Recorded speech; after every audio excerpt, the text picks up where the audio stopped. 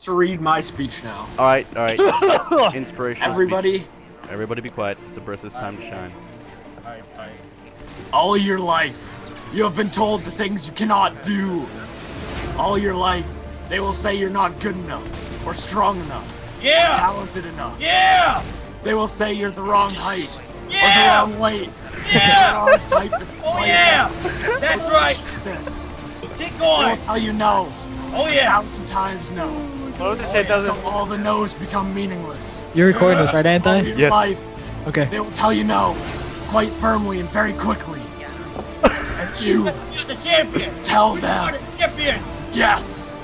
We are the champion! Everybody say it right now! We are the champions. We are the champions. We are the champions. Everybody! Of the UGC League. Hey everybody, what's going on? It's me, and today we have the promised POV on Swiftwater. Mission begins in 10 seconds. Like I said before, sorry about the map rotation. I know that the last lobby was on Swiftwater, but it's such an awesome map, so I'm sure you guys won't care. Anyway, this team that we played, XG I believe their name was, they were talking a ton of trash before this game. It was really funny. Yeah. Anyway, I rolled out on the side like I normally do on the Swiftwater, and I went in for the NG pick because he was running to get metal or something, and then the sniper decided to be there instead of sniping, so take care of him with a trick stab.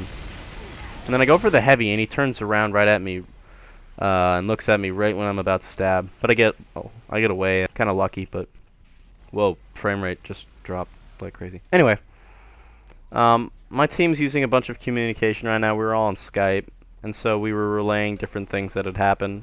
So right there I said, heavy's down, and everybody decided to push, which is good. Communications are very important in competitive play just because you're able to make different pushes strategically, whereas before you'd all be doing different things. But you know, it is called Team Fortress 2 for a reason. Anyway, I'm not sure why, but this demo on my view looks really choppy. I don't know if you'll see it like that. I'm unsure why. It may have been the Steam pipe because this was recorded pre-Steam pipe, I believe. Anyway, so moving along here, I thought that I had enough cloak to get around, but I obviously didn't. So this scout, he's looking for me, and I decided to decloak and go on my business. And I tricked my own teammate into thinking I'm a spy. You know you done your job when your own teammates think you're a spy. You think you're a spy. I don't know. That came out weird. Anyway, killing an AFK scout because why not? Missing a side stab on that soldier and getting angry about it. So I'm not going to cut out the respawn times because in lobbies and in lobbies and in competitive play, it's important to see what's going on during during respawns. So during there, we were all pushing and we were all saying we need to get the sentry down. Sentry's really important. Sentry. You know. So that's what I intend to do.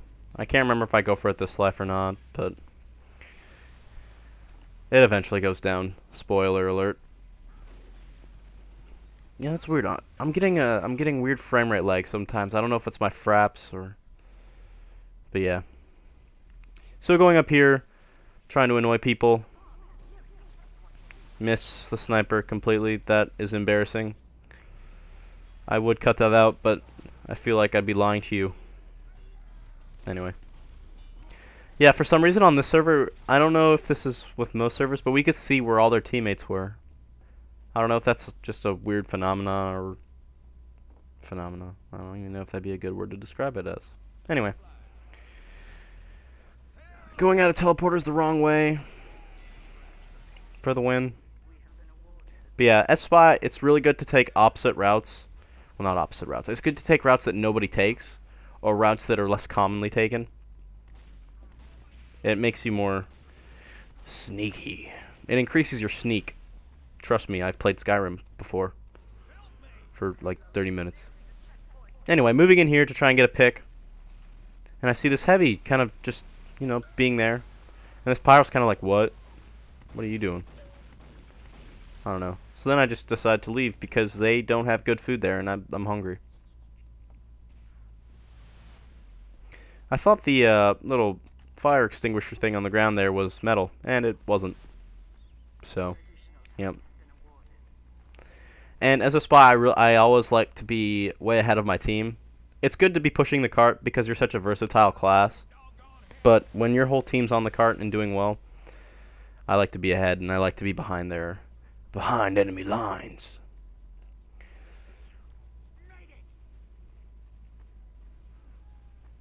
So here, I knew the demo man thought I was a spy, so he came at me with a pan. And I just cloak, go around a corner. And our sniper takes him out, so it's all good.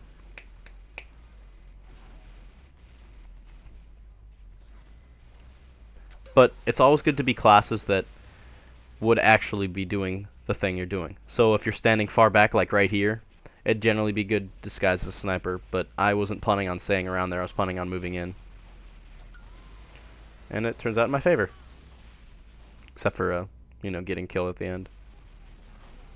But yeah, if you're going to be far back, like where a sniper would be, disguise as a sniper.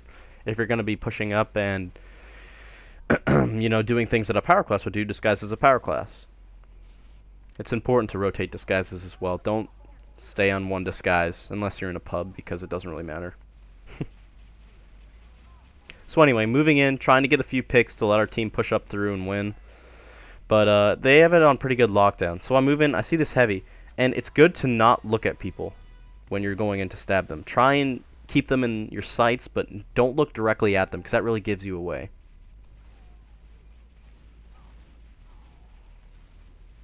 Anyway, see the spy, and we have a kind of a derpy fight. And it ends in my death, but not because of him. Don't you hate it when you have those derpy fights where nobody can hit anybody else? It's really obnoxious. I'm sorry, just adjusting my mic. But anyway, we're all pushing in, doing pretty well. And this last part of Swiftwater can be a bit choky, which gets obnoxious at sometimes, but it's really fun. And at this point, we're kind of just like, throw your body, get the cart, you know. But we win, so that's all good.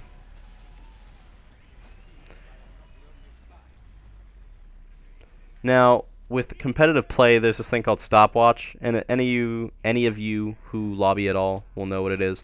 Basically, instead of just having two different set times that you have to capture it at, it'll be... I'm not really explaining this well. Basically, we had a time of 5:56 for 5 different points, which is the entire map. So they have to get it in under 5:56 to win. Does that make sense? Good. And another thing you can do is give the engineer metal. So suicides, put it at the certain point, so he has more metal and he doesn't have to go run get any. So that's what we did there, because each primary weapon gives 100 metal. So it's really helpful for building whatever you need to build. The only problem is, if you do it too late, you don't get back to the battlefield in time, which is what happened here. But it's okay. They weren't the biggest threat anyway.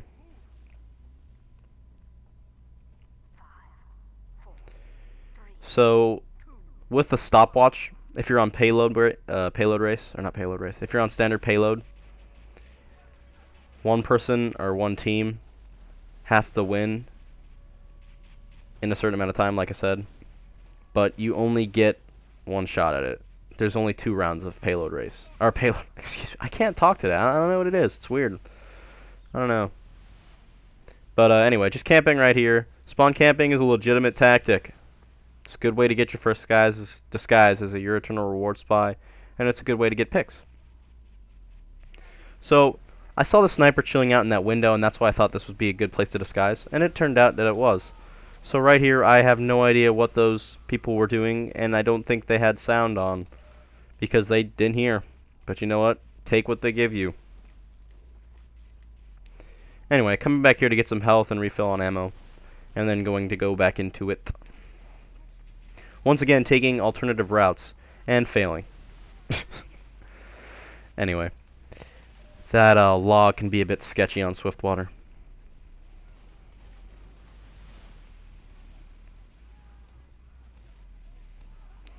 Now, I didn't do this here, but it's really good to disguise as a friendly when you're with teammates. I didn't do it just because the team we were playing really wasn't spy checking that much. So I mean, there wasn't a good reason to. If they don't give you a reason to disguise as a friendly, don't make an excuse to disguise as a friendly. Like I said, take what they give you. If they're not spy checking, exploit it. Once again, going to get health and ammo. I may have stolen it from our soldier, but oh well, that happens. So here you're going to be jumping onto the cart to try and get some picks. But missing. Ah, mini sentries. The bane of everyone's existence.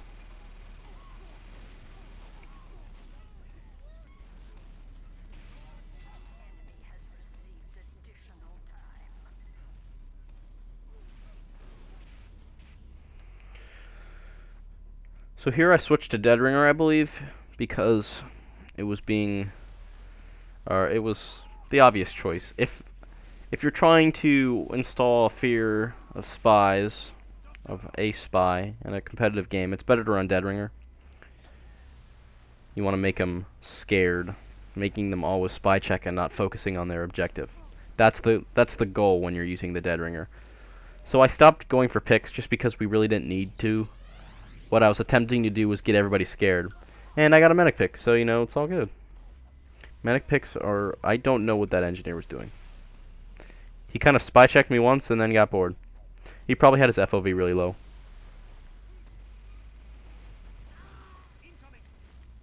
Anyway, like I was saying, medic picks are the prime picks just because they can heal everybody and keep everybody alive longer. So always go for medics when you can.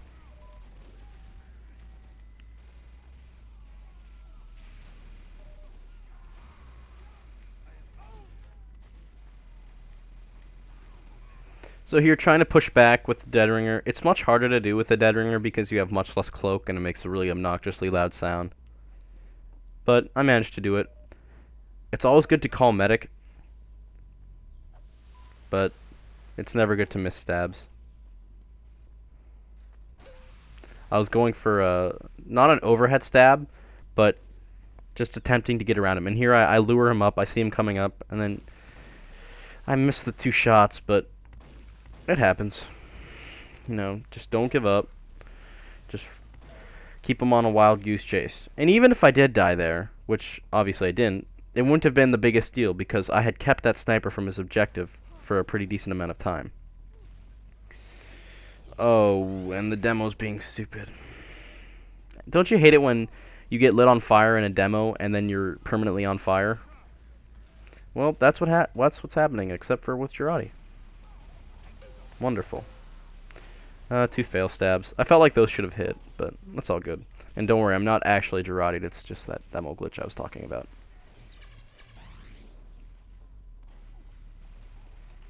Anyway, moving back in, trying to get the medic. I can't remember if I actually end up getting him. But like I said before, always take alternate routes.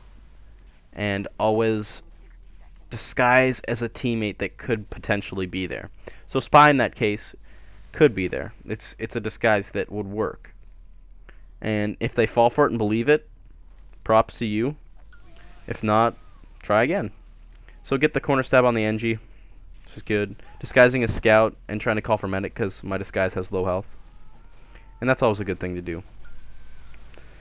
Calling for medic like I did before when I got that medic pick is always a good thing to do. Especially when your disguise is low. I'm just repeating myself. I'm sorry. Anyway. Jumping over, gaining 2 kills. Always a nice bonus when the sniper tunnel visions and doesn't hear the stab.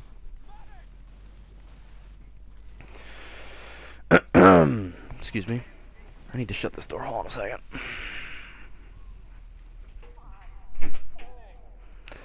Alright. I'm back. Yeah. I had to go grab something. Anyway, so yeah, MVP for the win. I just burped in my mouth. And we keep on fighting Is that it? Keep until the end. No. Damn it. We are the champions. We are the champions of the UGCB.